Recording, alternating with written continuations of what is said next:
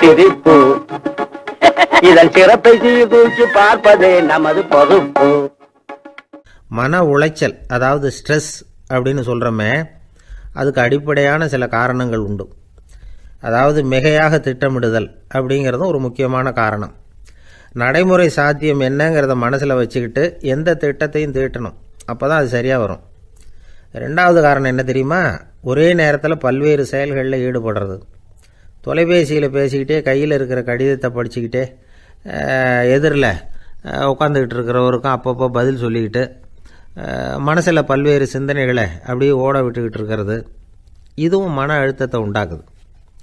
மூணாவது காரணம், எதிலேயும் வெற்றி மட்டும் எதிர்பார்க்குற ஒருதலை பட்சமான ஆர்வம். நாம் தொட்டதெல்லாம் வெற்றியாகவே முடியணும் அப்படின்னு எதிர்பார்க்குறவங்க ஏதாவது ஒன்றில் தோல்வியை கண்டால் தோண்டு போயிடுறாங்க. எப்படியும் முடியலாம்ங்கிற எண்ணம் ஏற்கனவே நமக்குள்ளே இருந்துட்டுதுன்னா அந்த அவஸ்தை வராது. அதனால் அதுவும் நம்ம வளர்த்து கொள்ள வேண்டிய ஒரு குணம். மன உளைச்சல் ஏற்படுறதுக்கு இன்னொரு காரணம், எதையும் வேகமாக செஞ்சுடணும் அப்படிங்கிற துடிப்பு. அந்த துடிப்பே மனசை அழுத்த ஆரம்பிச்சிடும். எந்த ஒரு காரியத்திலையும் தாமதமோ இடையூறோ ஏற்பட்டால் அதை பொறுத்துக்கிற மனப்போக்கம் வேணும். அது இல்லாதவங்க அழுத்தத்துக்கு ஆளாயிடுறாங்க. சில பேர் வேலைன்னு எந்த நேரம் பார்த்தாலும் வேலையே கதின்னு கிடப்பாங்க. பொழுதுபோக்குக்கோ உடற்பயிற்சிக்கோ குடும்பத்தில் உள்ளவங்க அல்லது நண்பர்கள் கூட கலந்துரையாடவோ கொஞ்சம் கூட நேரம் ஒதுக்க மாட்டாங்க. இந்த சுபாவம் மன அழுத்தத்தை உண்டு பண்ணும். இதையெல்லாம் புரிஞ்சுக்கிட்டு அதிலிருந்து விடுபடுறது எப்படின்னு யோசிக்கணும். வல்லுநர்கள் இது தொடர்பாக சில யோசனைகளை சொல்லி வச்சுருக்கிறாங்க. அது என்னென்னா, வாழ்க்கைங்கிறது பிரச்சனைகளால் பின்னப்பட்ட ஒன்று. அது எப்போவுமே முடிவடையாத ஒரு தொடர்கதை அப்படிங்கிறத முதல்ல நாம் புரிஞ்சுக்கணும். ஒரே நேரத்தில் ஒரு காரியத்தில் மட்டுமே நாம் கவனம் செலுத்தணும். அடுத்தவங்க காரியத்தில் தலையிடக்கூடாது. எதையும் பேச ஆரம்பிக்கிறதுக்கு முன்னாடி நம்மை நாமே கேட்டுக்க வேண்டிய கேள்வி 2. 1, நான் சொல்ல போகிறது ரொம்ப முக்கியமானதா? 2வது, நான் சொல்கிறத அவங்க கேட்குறதுக்கு ஆசைப்படுறாங்களா? நான் பேசுகிறதுக்கு அது சரியான நேரம் தானா? இதை யோசித்து பார்த்ததுக்கப்புறம் எதையும் பேச ஆரம்பிக்கணும். முடிஞ்ச அளவுக்கு வளைந்து போகிற சுபாவத்தை வளர்த்துக்கணும். நம்ம நேரம் விலை மதிப்பு இல்லாதது, அதை வீணாக்கக்கூடாது. சிரிக்க தெரியலனாலும் பரவாயில்ல, முகத்தில் கொஞ்சம் புன்முறுவலாவது காட்டணும். இதெல்லாம் ரொம்ப முக்கியம். அடுத்தவங்க ஏதாவது செஞ்சால் உடனே நன்றி சொல்ல மறக்கக்கூடாது. தினமும் கொஞ்சம் நேரத்தை தனிமையில் செலவு பண்ணணும். மன உளைச்சலிருந்து விடுபடுறதுக்கு 3 முக்கிய வழிகள் சொல்கிறாங்க. அதை சுருக்கமாக ரெட் அப்படின்னு சொல்கிறாங்க. RED ஆங்கில எழுத்தில். அந்த முதல் எழுத்து R, அது என்னென்னா ரிலாக்ஸேஷன், அதாவது இடை ஓய்வு. 2வது E எக்ஸர்சைஸ், உடற்பயிற்சி. 3வது டயட், திட்டமிட்ட உணவு முறை. அதனால் தியானம், மூச்சு பயிற்சி இதெல்லாம் இந்த இடை ஓய்வுக்கு வழிகள். எந்த வேலையையும் தொடர்ந்து செய்யக்கூடாது. எல்லார்கிட்டையும் கலகலப்பாக பழகணும். மாதத்துக்கு ஒரு நாளாவது குடும்பத்தோடு வெளியில் போயிட்டு வரணும். சுலபமான உடற்பயிற்சிகளை செய்யலாம். உடற்பயிற்சிங்கிறது நமக்காக நாம் செய்கிற ஒரு நீண்டகால முதலீடு அப்படின்னு சொல்லுவாங்க. அதாவது லாங் டேர்ம் இன்வெஸ்ட்மெண்ட்டாக. அளவோடு சாப்பிட்ணும், மெதுவாக சாப்பிட்ணும். இதெல்லாம் கொஞ்சம் மனசில் வச்சுக்கிட்டு நடந்துக்கிட்டால் மகிழ்ச்சியாக வாழலாம். சில பேர் சாப்பாட்டு விஷயத்தில் ரொம்ப அக்கறை எடுத்துக்கிறது உண்டு. ஒரு குண்டு ஆசாமி சாப்பிட உக்காந்தார். முதல்ல ஒரு மாத்திரை சாப்பிட்டார். எதுக்குன்னு கேட்டோம். பசி எடுக்கிறதுக்குன்னார். சாப்பிட்டு முடித்தார். பிறகு மறுபடியும் ஒரு மாத்திரை சாப்பிட்டார். இது எதுக்குன்னு கேட்டோம். சாப்பிட்டது ஜீரணமாகறதுக்கு அப்படின்னார். ஒரு ஆஃபீஸில் வேலை பார்க்குற ஒருத்தர் ஏதோ தப்பு பண்ணிவிட்டார். உடனே மேலதிகாரி அவரை கூப்பிட்டு அனுப்புனார். நீ செஞ்சது தப்புன்னார் கோபமாக. இது ஒரு ரகம். சில அதிகாரிகள் இப்படி நீங்கள் செஞ்சது தப்புன்னு சொல்கிறதில்ல, நீங்கள் செஞ்சது சரி அப்படின்னு சொல்கிறதில்ல. எப்படி சொல்லுவாங்கன்னா, நீங்கள் செஞ்சது சரியில்லைன்னு நான் நினைக்கிறேன் அப்படின்னு சொல்லுவாங்களாம். அதாவது சில பேர் நீங்கள் செஞ்சது தப்புங்கிறாங்க, அதையே மாற்றி சொல்கிறார் இவர், நீங்கள் செஞ்சது சரியில்லைன்னு நினைக்கிறேன். இது ரெண்டும் அர்த்தம் ஒன்று தான், இருந்தாலும் வார்த்தைகள் வித்தியாசம். நிர்வாக திறமை இல்லாத ஒரு அதிகாரி யூ ஆர் ராங் அப்படின்னு சொல்லுவாராம். நிர்வாக திறமை உள்ள அதிகாரியாக இருந்தால் அதையே கொஞ்சம் மாற்றி I think you are not correct அப்படிம்பாரான். இதுதான் வித்தியாசம். இருந்தாலும் வார்த்தைகளை உபயோகப்படுத்துகிற விதத்தை வச்சு தான் வேலை நல்லா நடக்கிறதும் நடக்காததும் இருக்குது. விவரம் தெரிஞ்சவங்க என்ன சொல்கிறாங்க தெரியுமா? Be a leader not a boss அப்படிங்கிறாங்க. ஒரு லீடராக இரு, பாஸாக இருக்காதே அப்படிங்கிறாங்க. சரி, அப்படின்னா லீடருக்கும் பாஸுக்கும் வித்தியாசம் உண்டா அப்படின்னு கேட்டால் இருக்குன்னு சொல்கிறாங்க. லீடருங்கிறவர் வேறு, பாஸுங்கிறவர் வேறு. ஒரு லீடர் எப்படி நடந்துக்குவார், ஒரு பாஸ் எப்படி நடந்துக்குவார், இதை முதல்ல நாம் தெரிஞ்சுக்கணும். அவங்க எப்படி நடந்துக்குவாங்க அப்படிங்கிறதுக்கு சில விவரங்கள் இருக்குது. அதை கேட்டோம்னா நாம் புரிஞ்சுக்கலாம் அதை. அதாவது பாஸுங்கிறவர் விரட்டிக்கிட்டே இருப்பார், லீடருங்கிறவர் ஊக்கப்படுத்திக்கிட்டே இருப்பார். நாளைக்கு சாயந்தரத்துக்குள்ளே அந்த வேலையை செஞ்சு முடிக்கலைன்னா தொலைச்சி விடுவோம் தொலைச்சி அப்படிம்பார் அவர். இவர் எப்படி சொல்லுவார்னா, இது வரைக்கும் நீங்கள் செஞ்சுருக்கிற வேலை ரொம்ப அற்புதம் அப்படிம்பார். பாஸுங்கிறவர் அதிகாரத்தை நம்பி செயல்படுறவர், லீடருங்கிறவர் நல்லெண்ணத்தை நம்பி செயல்படுறவர். நம்மக்கிட்ட அதிகாரம் இருக்குது, பவர் இருக்குது, அதனால் காரியத்தை சாதிச்சுடலாம் அப்படின்னு நினைக்கிறவர் அவர். மற்றவங்கக்கிட்ட ஒரு நல்ல அபிப்பிராயத்தை சம்பாதிச்சுக்கிட்டு அது மூலமாக காரியங்களை சாதிக்கிறவர் இவர். பாஸுங்கிறவர் பயத்தை உண்டு பண்ணுவார், லீடருங்கிறவர் அன்பை பரவ செய்வார். அது செய்யலைன்னா ஆடிட்டில் தகராறாயிடும், இது செய்யலைன்னா இன்க்ரிமெண்ட்டு கட் ஆகிடும், இப்படி ஏதாவது சொல்லி பயமுறுத்திக்கிட்டே இருப்பார் அவர். இவர் அப்படி இல்லை. உடம்பு இப்படி இருக்குது, வீட்டில் எல்லோரும் சௌக்கியமாக இருக்கிறாங்களா, ஆஃபீஸில் எல்லாம் வசதியாக இருக்குதா, நான் ஏதாவது உதவி செய்யணுமா அப்படின்னு அன்புக்கு முக்கியத்துவம் கொடுப்பார். பாஸுங்கிறவர் எதுக்கெடுத்தாலும் நான் சொல்லிகிட்டு இருப்பார், லீடருங்கிறவர் நாமன்னு சொல்லிகிட்டு இருப்பார். பாஸுங்கிறவர் தப்புக்கு காரணம் யாருன்னு பார்ப்பார், லீடருங்கிறவர் தப்பு என்னன்னு பார்ப்பார். இதுதான் ரெண்டு பேருக்கு வித்தியாசம். The boss shows who is wrong, the leader shows what is wrong அப்படின்னு சொல்லுவாங்க. இந்த காரியம் எப்படி செய்யப்பட்டிருக்கு அப்படின்னு தெரிஞ்சுக்கிறவர் பாஸ், இந்த காரியத்தை எப்படி செய்யணும்னு செஞ்சு காட்டுறவர் லீடர். பாஸுங்கிறவர் பணியாளர்களை திட்டுவார், லீடர் மரியாதைக்குரியவராக நடத்துவார், அதுக்குரியவராக அவர் நடந்துக்குவார். செய்கிற வேலையை ஒரு சுமையாக நினைக்க வைக்கிறவர் பாஸ், செய்கிற வேலையை ஒரு சந்தோஷமாக ஆக்கிறவர் லீடர். ஒரு முதலாளியாக இருக்கிறவர் அல்லது ஒரு நிர்வாகியாக இருக்கிறவர் இது மாதிரியான நுணுக்கங்களையெல்லாம் தெரிஞ்சு வச்சுக்கிறது நல்லது. ஒரு பாஸ் இருக்கார், அவர் ஒரு நாள் ரொம்ப பெருமையாக தன்னோட ஆஃபீஸை பற்றி பேசிக்கிட்டு இருந்தார். எனக்கு கீழே 200 பேர் வேலை செய்கிறாங்க சார், நான் ஒரு கோடு கிழிச்சா அவங்க அதை தாண்டாத அளவுக்கு நான் நடந்துக்கிறேன் சார் அப்படின்னார் அவர். அது எப்படி முடியுது உங்களால் அப்படின்னு கேட்டோம். நான் கோடே கிழிக்கிறதில்ல சார் அப்படின்னார். என்ன சார் உங்கள் பையன் என்ன செஞ்சுக்கிட்டு இருக்கிறான் இப்போது அப்படின்னு கேட்டார் ஒருத்தர். அடிக்கடி கண்ணாடி முன்னாடி நின்று அழகு பார்த்துக்கிட்டு இருக்கிறான் சார் அப்படின்னார் அப்பா. இளம் பருவம் இப்படி தான் இருக்கும், அதையெல்லாம் சாதாரணமாக நினச்சிடாதீங்க அப்படின்னார் அவர். என்ன சார் சொல்கிறீங்க, கண்ணாடி முன்னாடி நின்றுக்கிட்டு நேரத்தை வீணாக்கிக்கிட்டு இருக்கான், அதை ஒரு பெரிய விஷயமாக நான் நினைக்கணுமா அப்படின்னார் இவர். இளம் பருவத்தில் இளைஞர்களுக்கும் சின்ன பொண்ணுங்களுக்கும் அடிக்கடி கண்ணாடியில் பார்க்கணும்னு தோணும். அது வெறுமனே அழகு பார்க்குறது மட்டும் இல்லை, அவங்க தங்களையே தேடி கண்டுபிடிக்கிற ஒரு முயற்சி அது. இது ஒரு மனோதத்துவ விளைவு. இது வரைக்கும் சின்ன பிள்ளையாக இருந்துட்டோம், இனிமேல் நாமளும் மற்றவங்க மாதிரி மனிதர்கள் தான் அப்படிங்கிற உணர்வு அவங்களுக்கு வருது. தங்களோட முகம் எப்படி இருக்குது, அழகு எப்படி இருக்குது, உடம்பு நேரம் எப்படி இருக்குது, முடி எப்படி இருக்குது அப்படிங்கிறதையெல்லாம் கண்டுபிடிக்கிறாங்க. அதுக்கப்புறம் இன்னொரு ஆணோ பொண்ணோ தன்னை கவனிக்கணும் அப்படின்னு நினைக்கிறாங்க. இதெல்லாம் மனோதத்துவ உண்மைகள், இதெல்லாம் இயற்கை. இதை பார்த்துட்டு பெற்றவங்க பிள்ளைங்க கெட்டு போட்டாங்க அப்படின்னு நினைக்கக்கூடாது, அவங்கள திட்டிக்கிட்டே இருக்கக்கூடாது. இன்றைக்கி பல குடும்பங்களில் இதுதான் நடந்துக்கிட்டு இருக்குது. மனுஷ வாழ்க்கையிலேயே இப்படியும் இல்லாத அப்படியும் இல்லாத ஒரு பருவம் இளம் பருவம். 13லேருந்து 19 வயசுக்கு உட்பட்ட ஆண்கள் பெண்கள் இந்த வகையை சேர்ந்தவங்க, டீனேஜ் குரூப். இவங்கள சின்னவங்கன்னு நினச்சிட முடியாது, பெரியவங்கன்னு நினச்சிட முடியாது. இவங்க ரொம்ப சென்சிட்டிவ். சமூகம் நினச்சா இவங்களை நல்லவங்களாகவும் ஆக்கலாம், கெட்டவங்களாகவும் ஆக்கலாம். கொஞ்சம் அக்கறை எடுத்துக்கிட்டால் பெரிய பெரிய மேதைகளையும் விஞ்ஞானிகளையும் உருவாக்கலாம். ஆனால் நடக்கிறது என்ன தெரியுமா, அநேகமாக இவங்களை யாருமே சரியாக புரிஞ்சுக்கிறது இல்லை, இவங்களை சரியாக நடத்துறதும் இல்லை. இது வரைக்கும் நாம் சொல்கிறத கேட்டுக்கிட்டு இருந்தான், இப்போல்லாம் அவன் இஷ்டத்துக்கு நடக்க ஆரம்பிச்சுட்டான் அப்படின்னு வருத்தப்படுற பெற்றோர்கள் அதிகம். இது வருத்தப்படுற விஷயம் இல்லை, சந்தோஷப்பட வேண்டிய விஷயம். உங்கள் புள்ள சொந்தமாக யோசிக்க ஆரம்பிக்கிறதும் நடந்துக்க ஆரம்பிக்கிறதும் ஒரு தப்பான விஷயமா? அவன் கடைசி வரைக்கும் உங்கள் பேச்சையே கேட்டுக்கிட்டு இருக்கணுங்கிறது என்ன நியாயம்? இன்றைக்கி இளைஞர்களை பெரியவங்க தப்பாக புரிஞ்சுக்கிட்டு தவறாக நடத்துறதுனால தான் அவங்களுக்கு வெறுப்பு, எரிச்சல், மனக்கசப்பு எல்லாம் உண்டாகுது. பெற்றவங்க சரியாக மதிக்கிறது இல்லை அப்படிங்கிற ஒரே காரணத்தினாலேயே வீணாக போகிற பிள்ளைங்க இன்றைக்கி அதிகம். சரி, பெற்றவங்களுக்கு இன்றைக்கி என்ன தான் புத்தி சொல்ல வர்றீங்க அப்படின்னு கேட்குறீங்களா?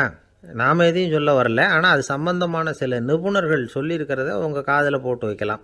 அது என்னென்னா, பிள்ளைங்க கிட்ட அன்பு செலுத்துங்க. குழந்தையாக இருந்தப்போ எவ்வளவு பாசமாக இருந்தீங்க, வளர வளர அதை ஏன் குறைச்சிக்கிறீங்க? பெற்றவங்களின் அன்பான வார்த்தைகளுக்கு ஏங்குறவங்க தான் இன்றைய இளைஞர்கள். அவங்க எதை சொன்னாலும் அதை அக்கறையாக காது கொடுத்து கேளுங்க, அலட்சியப்படுத்தாதீங்க. அவங்க விரும்புகிறது உங்கள்கிட்டேருந்து ஒரு மதிப்பு, மரியாதை, அங்கீகாரம், இவ்வளவுதான். அவங்க அவங்களாவே முடிவுகள் எடுக்கட்டும், அதுக்கு நீங்கள் உதவியாக இருங்க, அது போதும். மற்றவங்க முன்னாடி, முக்கியமாக அவங்க நண்பர்கள் முன்னாடி அவங்கள பற்றி மட்டமாக பேசாதீங்க. அவங்கக்கிட்ட பொய் சொல்லக்கூடாது. நீங்கள் சொன்னது பொய்ன்னு தெரிஞ்சு போச்சுன்னா உங்கள் பேரில் அவங்களுக்கு இருக்கிற மதிப்பு போயிடும், நம்பிக்கை போயிடும். அவங்களுக்கு முன்னாடி நீங்கள் சண்டை போடக்கூடாது. உங்கள் பிள்ளைய எப்பவும் இன்னொரு பிள்ளையோட ஒப்பிட்டு பேசுகிற வேலையே வேணாம். கூட பிறந்த மற்றவங்களோட கூட ஒப்பிடக்கூடாது. இப்படி செஞ்சால் அவன் உங்ககிட்டையும் பிரியமாக இருக்க மாட்டான், அவங்ககிட்டையும் பிரியமாக இருக்க மாட்டான். புள்ள எங்கே போகிறான், என்ன பண்ணுறான் அப்படின்னுலாம் துப்பறிஞ்சிக்கிட்டு இருக்கக்கூடாது. இளைஞர்கள் தனிமையை விரும்புகிறவங்க. அவங்கள பெட்டியில் வச்சு மூடி பாதுகாக்கணும்னு நினைக்கக்கூடாது. அவங்கள எப்படி பாதுகாக்கிறது அப்படிங்கிறது அவங்களுக்கே தெரியும். உங்கள் புள்ள எப்படி நடந்துக்கணும்னு நீங்கள் எதிர்பார்க்குறீங்களோ அது மாதிரி நீங்கள் நடந்து காட்டுங்க, அது போதும். ஒரு வீட்டில் அப்பாவும் அம்மாவும் பேசிக்கிட்டு இருக்கிறாங்க. என்னங்க, நம்ம பொண்ணு பெரியவளாயிட்டா, அடிக்கடி கண்ணாடி முன்னாடி போய் நின்றுக்கிட்டு இருக்கிறா, சீக்கிரமாக ஒரு பையனை பார்த்து கல்யாணத்தை முடிக்காமல் இப்படி மசன்னு கல் மாதிரி உட்காந்துருக்குறீங்களே அப்படின்னு சத்தம் போட்டாங்க அந்த அம்மா. அவசரப்படாத, பார்க்குறதுக்கு கண்ணுக்கு அழகாக லட்சணமாக புத்திசாலியாக ஒரு பையன் கிடைக்க வேணாமா, அதுதான் பார்த்துக்கிட்டு இருக்கிறேன் அப்படின்னார் அப்பா. இதுக்கு அந்த அம்மா சொல்கிறாங்க, எங்கள் அப்பா இப்படியெல்லாம் நினச்சிக்கிட்டு இருந்திருந்தா எனக்கு கல்யாணமே ஆயிருக்காது தெரியுமா அப்படின்னாங்களாம். 1816 வருஷம் செப்டம்பர் மாதம் 11 பிரான்ஸ் தேசத்தில் உள்ள ஒரு மருத்துவமனை. அங்கே ஒரு இளம் டாக்டர் கொஞ்ச நாளைக்கு முன்னாடி தான் அந்த ஆஸ்பத்திரியில் புதுசாக வேலைக்கு சேர்ந்துருக்கிறார். அவர் பேர் ரெனே லெனக்.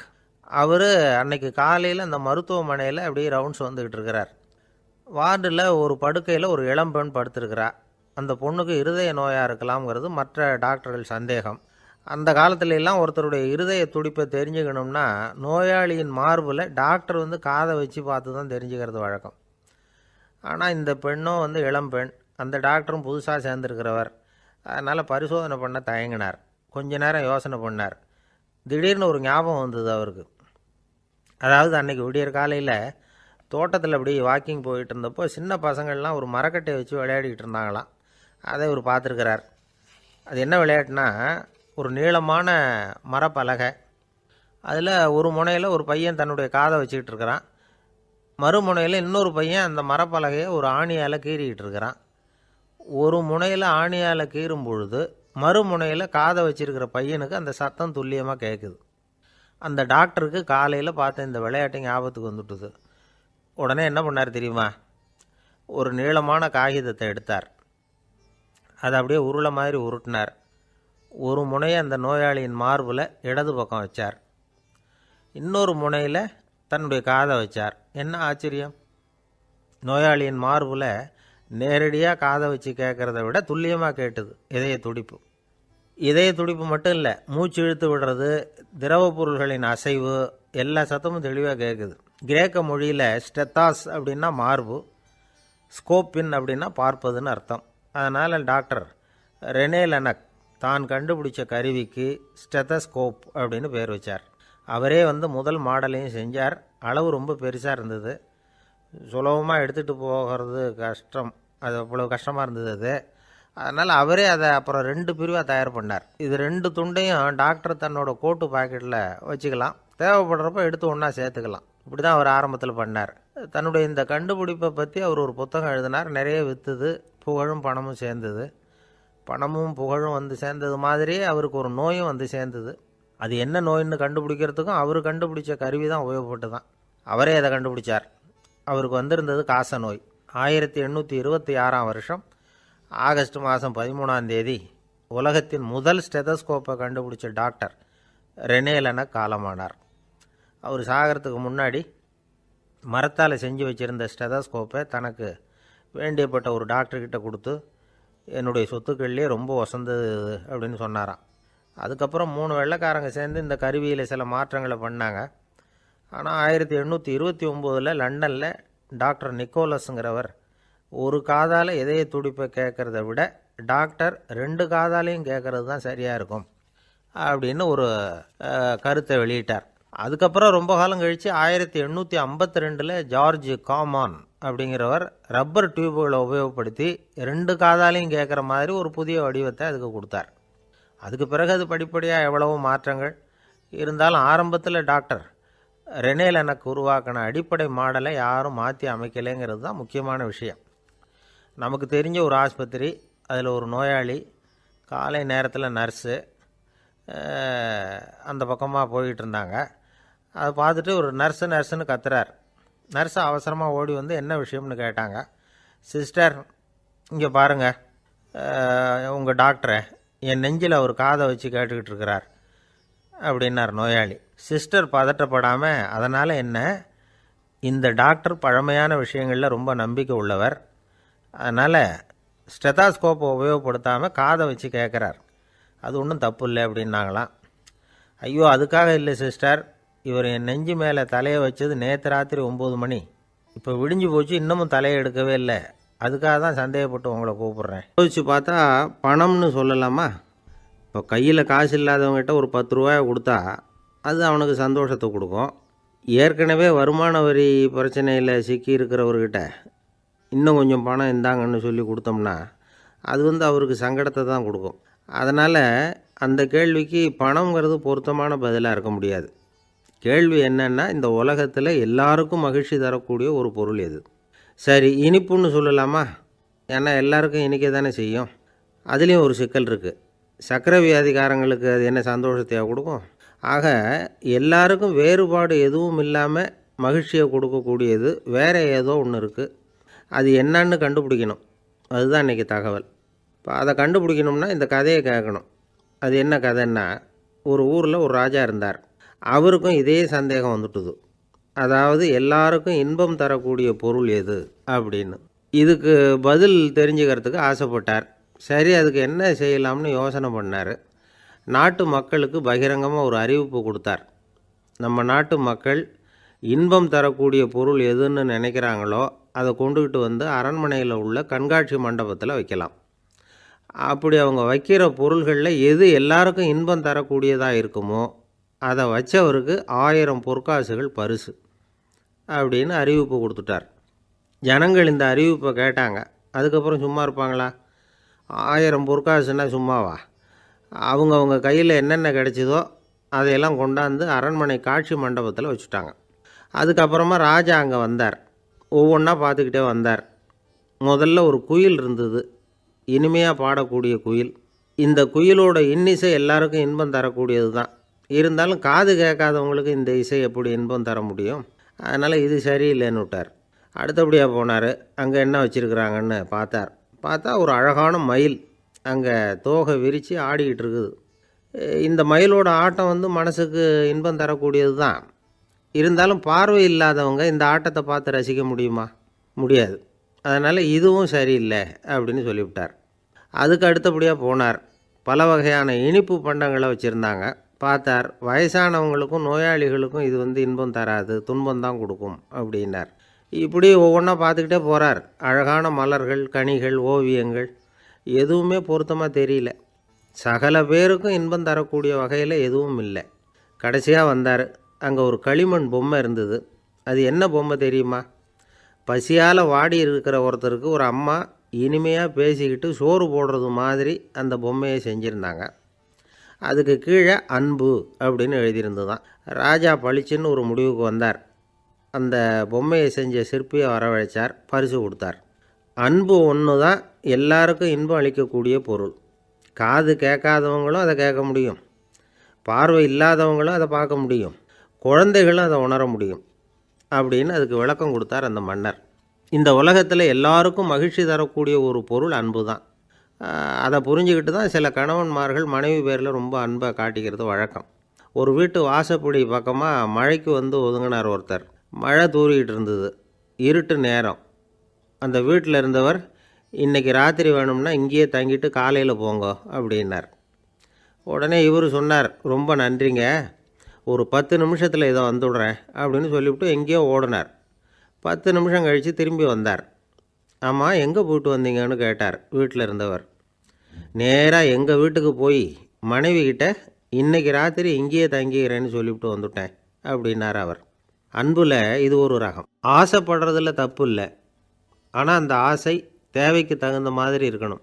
தேவைக்கு மீறிய ஆசைகள் இருக்குது பாருங்கள், அது தேவையில்லை. இந்த கருத்தை வலியுறுத்தது மாதிரி ஒரு கதை உண்டு. தேவேந்திரனுக்கு திடீர்னு வீடு கட்டணும்னு ஒரு ஆசை வந்து தான். வீடுன்னா நாம் கட்டுற மாதிரி இல்லை. தேவேந்திரன் வீடுன்னா சும்மாவா? ஒரு பிரம்மாண்டமான அரண்மனை கட்டணும். அது மாதிரி இந்த 3 லோகத்துலேயும் ஒரு அரண்மனை கிடையாது அப்படின்னு எல்லாரும் சொல்லணும். இது அவனோட ஆசை. உடனே தேவ தச்சரான விஸ்வகர்மாவை கூப்பிட்டான், உத்தரவு போட்டான். விஸ்வகர்மா தன்னுடைய உதவியாளர்களை எல்லாம் கூப்பிட்டு ஒன்றா சேர்த்துக்கிட்டார். படாத பாடுபட்டு ஒரு பெரிய அரண்மனையை கட்டி முடித்தார். கட்டி முடிக்க 1000 வருஷம் ஆச்சு. தேவேந்திரன் வந்து பார்க்குறான். அவனுக்கு திருப்தி ஏற்படலை. என்னுடைய அந்தஸ்துக்கு இது ரொம்ப சாதாரணமான கட்டிடம், இதை விட இன்னும் பெருசாக கட்டு அப்படின்னா. தேவ தச்சர் திணறி போயிட்டார். அவரால் அதுக்கு மேலே எதுவும் செய்ய முடியல. என்ன பண்ணுறதுன்னு யோசனை பண்ணார். நேராக நாரதர் காலில் போய் விழுந்தார். நீங்கள் தான் என்னை இந்த பிரச்சனையிலேருந்து காப்பாற்றணும்னார். நாரதர் யோசனை பண்ணார். சரி, கவலைப்படாதேன்னார். நேராக இந்திரன்கிட்ட போனார். இந்திரன் வந்து நாரதரை பார்த்த உடனே வாங்கன்னு கூட்டிகிட்டு போய் அரண்மனையை காட்டினான். இது மாதிரி ஒரு அரண்மனையை நீங்கள் வேறு எங்கேயாவது பார்த்துருக்குறீங்களா அப்படின்னு ரொம்ப பெருமையாக கேட்டான். நான் பார்த்ததில்லை, ஆனால் என்னை விட வயசில் மூத்தவர் மகரிஷி லோமேசர், அவர் ஒரு வேளை பார்த்துருக்கிறாரா என்னமோ அப்படின்னார். உடனே அவரை மனசில் நினச்சி தியானம் பண்ணினார். அடுத்த கணம் லோமேசர் அங்கே வந்தார். இடையில் ஒரு சின்ன துண்டு, கையில் ஒரு கமண்டலம், தலையில் ஒரு பாய், அவ்வளவுதான் அவர்கிட்ட இருந்தது. எதுக்காக தலையில் எந்த பாய் அப்படின்னு கேட்டான் இந்திரன். என்ன மாதிரி அற்ப ஆயுள் உள்ள ஒரு ஜீவன் தனியாக வீடு கட்டிக்கிட்டு திண்டாடணுமா?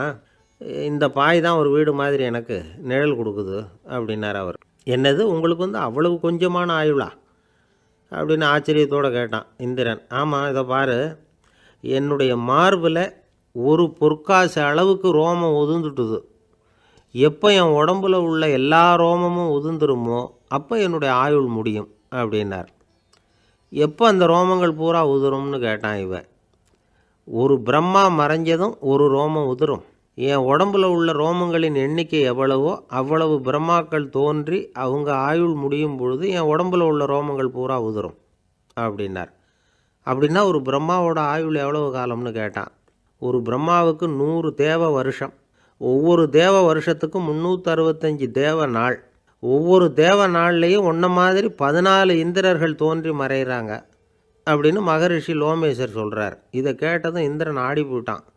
அவ்வளவு ஆயுள் உள்ள இவரே அற்ப ஆயுள்னு சொல்கிறார். நான் என்னுடைய ஆயுளை பெருசாக நினச்சிக்கிட்டு பிரம்மாண்டமான அரண்மனை கட்டணும்னு ஆசைப்படுறேனே அப்படின்னு நினச்சான். எனக்கு வீடு கட்டின வரைக்கும் போதும்னு விட்டான். அதனால் நாமெல்லாம் நம்முடைய தேவைக்கு தகுந்த மாதிரி ஆசைப்படுறது தான் நியாயம். ஆனால் அப்படியே நடந்துக்கிறோம். மனுஷன் வந்து கடவுளையே ஏமாற்றி காசு வாங்கிறதுக்குள்ள ஆசைப்படுறான். ஒருத்தன் கடவுளை நினச்சி தவம் இருந்தான்.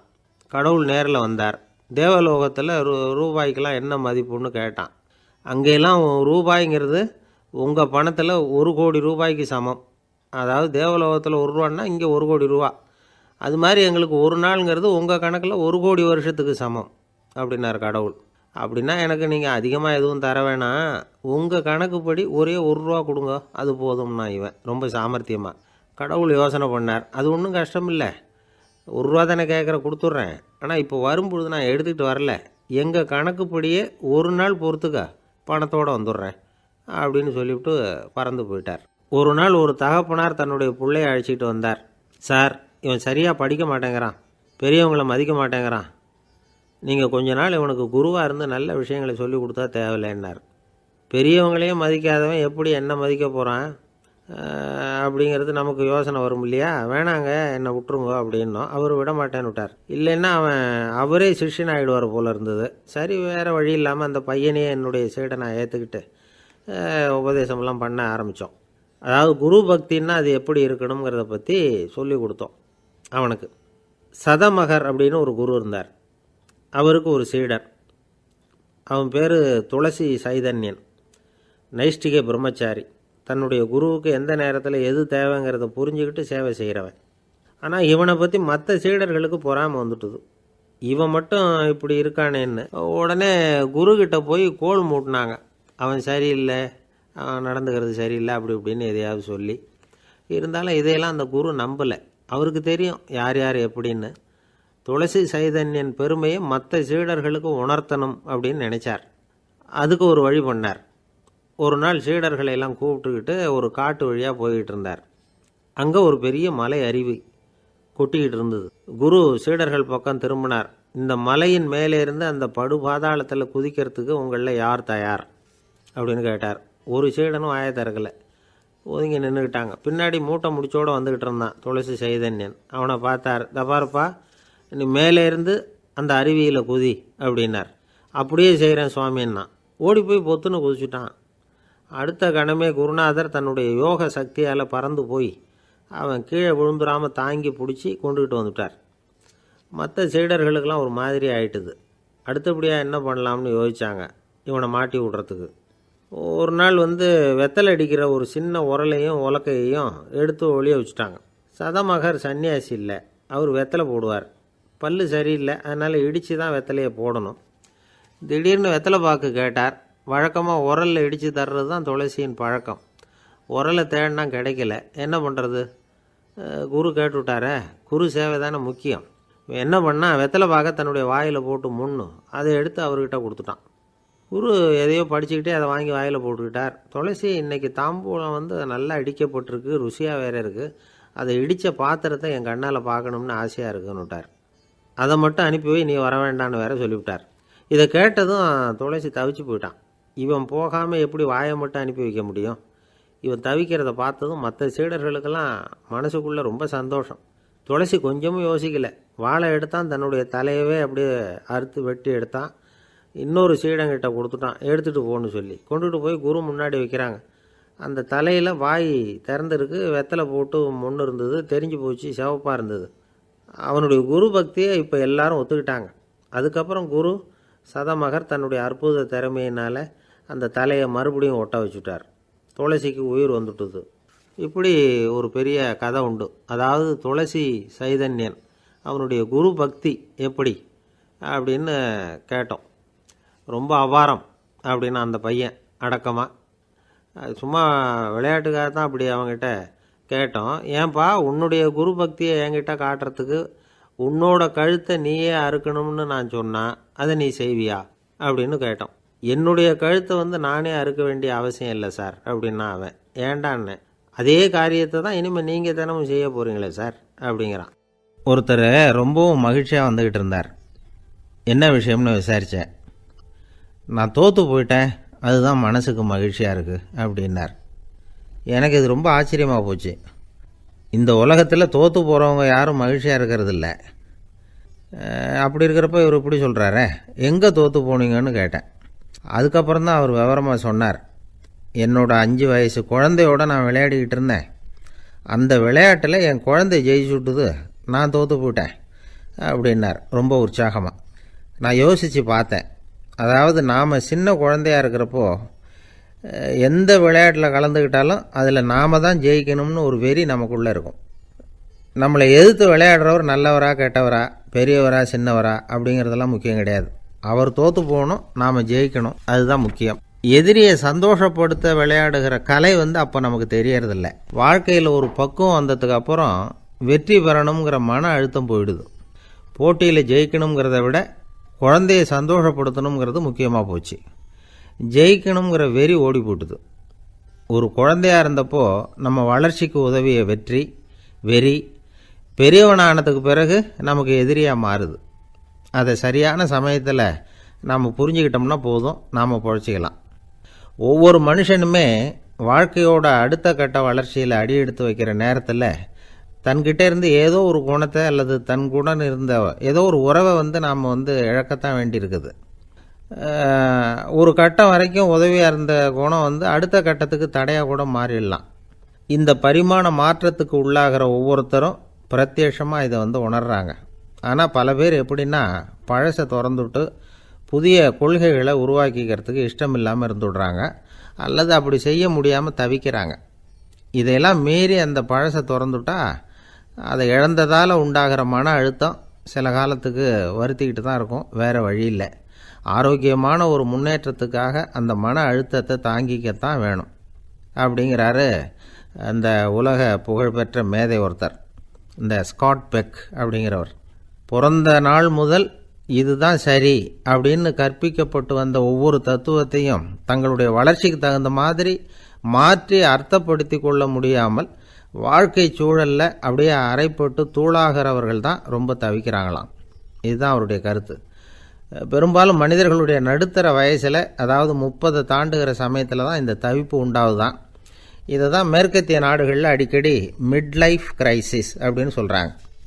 அப்பப்போ பழசையெல்லாம் தொலைச்சி விட்டு புதுசாக பிறக்கிறதுக்கு கற்றுக்கணும்.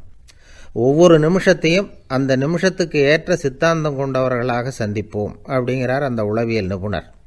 இப்படி பழகிக்கிட்டால் வாழ்க்கை இன்பமயம், இல்லைன்னா தவிப்பு மயம்தான். பழசை தொலைக்க முடியாதவர்களில் எத்தனையோ பேர் உண்டு, எத்தனையோ ரகம் உண்டு. அதில் வேடிக்கையான நண்பர்களும் உண்டு. ஒருத்தர் நண்பர் வீட்டுக்கு போனார். அவர் ஏதோ இனிப்பு பலகாரம் கொடுத்து சாப்பிட சொல்லியிருக்கிறாங்க அவங்க வீட்டில். இவர் சாப்பிட்டு பார்த்துட்டு சொன்னாராம், சார் 6 மாதத்துக்கு முன்னாடி ஒரு தடவை இங்கே வந்தேன், அப்போது ஒரு இனிப்பு பலகாரம் கொடுத்தீங்க, அது இதை விட நல்லா இருந்தது சார் அப்படின்னாராம். அப்போ செஞ்ச அதே இனிப்பு பலகாரம் தான் சார் இதுவும் அப்படின்னாராம் அவர். சிரிப்பு இதன் சிறப்பை சீர்தூக்கி பார்ப்பதே நமது பொறுப்பு.